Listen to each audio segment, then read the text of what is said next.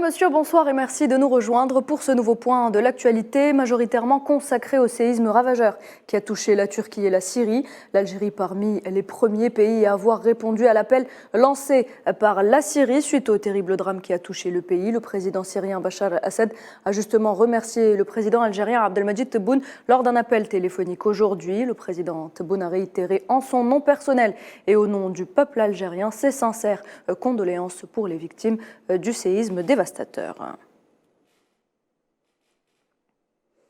En Turquie, les secouristes déployés par l'Algérie sont arrivés et sont à pied d'œuvre au niveau de Gaziantep. L'Algérie a été l'un des premiers pays à envoyer des équipes de secours et autres aides humanitaires. 2 convois humanitaires algériens ont pris la direction des zones touchées en Turquie mais aussi en Syrie depuis la base aérienne de Boufarik. Et au lendemain de ce drame qui a donc coûté la vie à plus de 5000 personnes en Turquie et en Syrie, les secouristes qui convergent du monde entier vers les 2 pays peinent encore à sortir les victimes des décombres. Le temps et le froid sont 2 obstacles de taille qui se dressent devant eux. En parlant de secours, les Nations Unies ont lancé une intervention d'urgence. Le secrétaire général de l'ONU, Antonio Guterres, tout en témoignant son soutien au peuple de Turquie et de Syrie, a indiqué que l'ONU comptait sur la communauté internationale pour aider les milliers de personnes affectées par la catastrophe, dont beaucoup avaient déjà un besoin urgent d'aide humanitaire dans les zones où l'accès est difficile.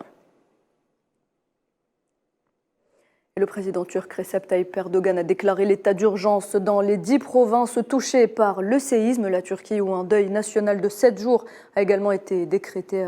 Erdogan qui parle de débloquer une enveloppe de 100 milliards de lire pour prendre en charge les victimes de la catastrophe. Dans l'actualité également, les forces de l'occupation sioniste ont fait un nouveau martyr ce mardi en Palestine.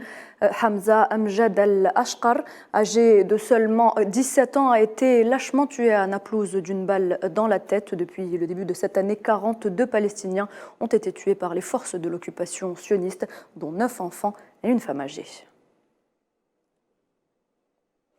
Sergueï Lavrov est arrivé à Bamako tôt ce matin. C'est la première fois qu'un ministre russe des Affaires étrangères se rend au Mali. Cette visite qualifiée de haut niveau par les autorités maliennes s'inscrit, selon elles, en droite ligne du choix politique opéré par le gouvernement de transition d'élargir et de diversifier les partenariats stratégiques.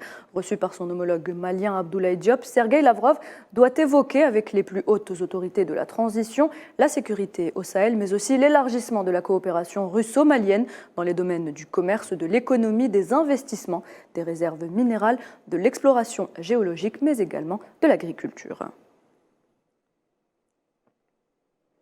Toujours en Afrique, au moins 25 personnes, dont 3 policiers burkinabés, ont été tués samedi dans une attaque terroriste contre la commune de Bani, dans la province du Séno, dans la région du Sahel du Burkina Faso. L'insécurité qui sévit au Burkina Faso depuis 2015 a coûté la vie à de nombreuses personnes et fait des milliers de déplacés. La justice marocaine alourdit en appel les peines de prison de 8 des migrants qui ont tenté de rejoindre l'enclave espagnole de Melilla l'été dernier. La cour d'appel de Nador a donc durci à 4 ans de prison les peines de 3 migrants et à 3 ans les peines de 5 autres. 7 autres accusés du même groupe ont vu leur peine maintenue à 2 ans. Le président sahraoui et secrétaire général du Front Polisario, Brahim Ghali, a mis en garde contre l'ampleur de la conspiration et de l'acharnement auquel fait face la question sahraoui en raison de l'occupation qui sert les intérêts des agendas étrangers sournois, constituant une véritable menace pour la paix et la stabilité dans l'ensemble de la région. C'était dans un message prononcé à l'ouverture des travaux de la première session ordinaire du secrétariat national du Front Polisario.